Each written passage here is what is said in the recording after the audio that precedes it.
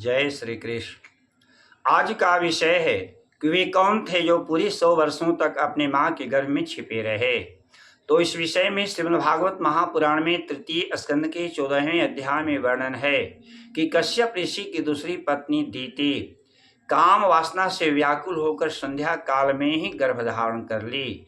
जिस संध्या काल में गर्भ धारण हो जाने पर निश्चय ही पतित दुराचारी राक्षस पुत्र जन्म लेता है।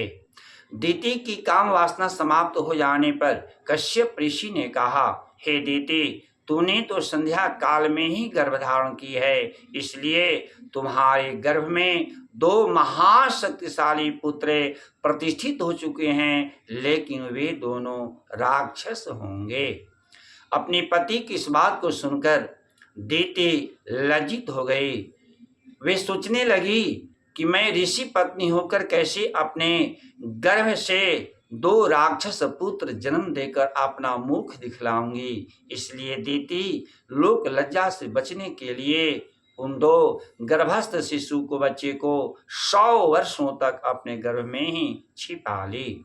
बाद में पुनः कश्यप ऋषि के कहने पर उन 2 गर्भस्थ शिशु को जन्म दे बाहर की, जिसका नाम हिरण्याक्ष एवं हिरण्यकश्यप हुआ।